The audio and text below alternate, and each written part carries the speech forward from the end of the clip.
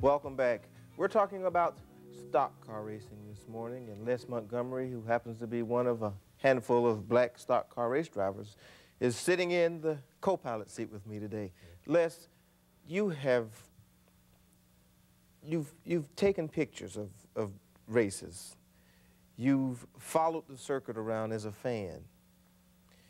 You've probably done many other things in terms of fantasizing about driving.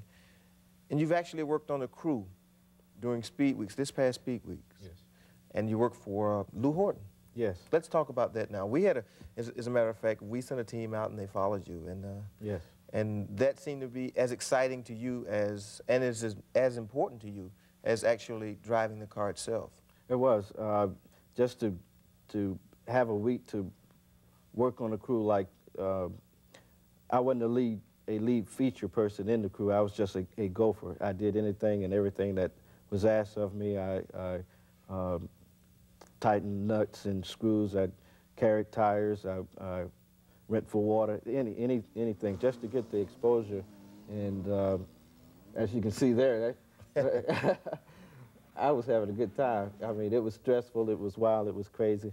But we had a really good time. Lou Horton is, by the way, is a driver from Connecticut, and Harry Robinson Racing out of Roswell, Georgia, who I employ to work on my car, is more or less he handles their car. He takes care of their car. He gets them to the racetrack and provides pit people for him to actually race. And that was a very good experience for me. I really gained a whole lot from actually loading the car up, taking it to the track, racing, practicing, maintaining it, racing it, race day, loading it up and taking it home.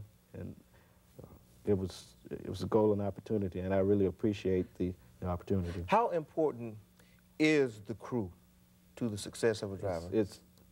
If it wasn't for the crew, there wouldn't be a winning driver. I mean, he can't do half the things that need to be done on a race car by himself. Okay, well then how difficult is it for you, a young, new driver on the scene, a black race car driver, struggling to secure sponsorship, having to probably come out of your pocket to pay the bills? How difficult is it to secure a crew and to actually compete? And how do you stay active in the circuit? You have to be a very hard salesman. I mean, you have to be a salesman constantly. You've got to plan ahead so much. I mean, you've got to, I've got a wife and a child, so I've got to budget all my racing around it. Even during my day-to-day events to go and look for sponsors, I have to plan so far ahead for that. And who are your sponsors now? We were able to secure King Cobra Malt Liquors. That is a Anheuser-Busch malt liquor, premium malt liquor that is new in their particular market. But what did they come on board and sponsor a season, and yes, at the end of the year they'll evaluate and determine whether or not see what we've done. We are obligated for 15 races for 89, and we're well on the way of getting that done. And but we're also looking for other sponsors because that money tends to run out. I mean, if you're not, most racers rely on more than one sponsor. So the closer you come to actually placing in a race or finishing in the top 10, the better your chances of securing additional sponsors? Yes, the more you look good, race hard, win, the more you become an item, a household name, a person at that particular speedway that people look for you to come and be a contender at. What do your competitors feel about you at Lanier? Well, they've been great. The competitors have been great. The guys who work on the car have been great. You know, all these are white people because they've got the technology, they've got the knowledge, they've got all the supplies that a guy like me needs to win. And so, you know, I do a lot of begging, borrowing. I do a lot of. But everybody else does that, don't they? Yeah, yeah.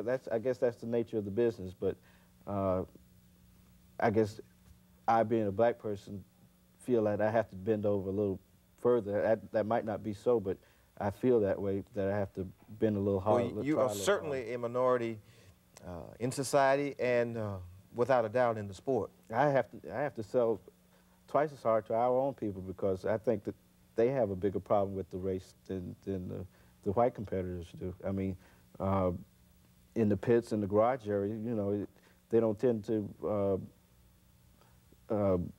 treat you like a second-class citizen, I guess. But you walk out in the infield, you get jeers and you get picked on, and you know, That's from the fans. From the fans.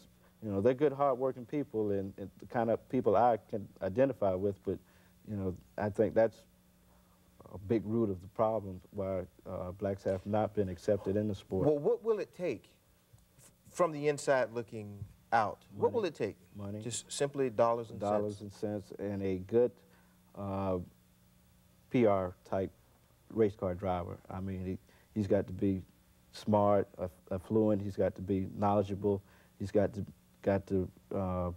have so much going for himself that the success is almost like handwritten. Nowadays, the most widely known black race driver is Willie T. Ribbs. Although he races on the Grand Prix circuit and other circuits like that, he really doesn't venture into stock car racing. Right. He tried back several years ago to break into stock car racing, and between his equipment not being up to par and the racing people out there not really liking him for his attitude and his charisma, they felt like he just walked in because he was black and because he had a winning record. He could walk in and get major sponsorship, major team, and that kind of thing. And it went over negatively more than positively. Okay, we're gonna pull up a caution flag here and slow down for a little bit. Take another quick break. We'll come back and take one last lap. Les Montgomery, race car driver. He's with us this morning.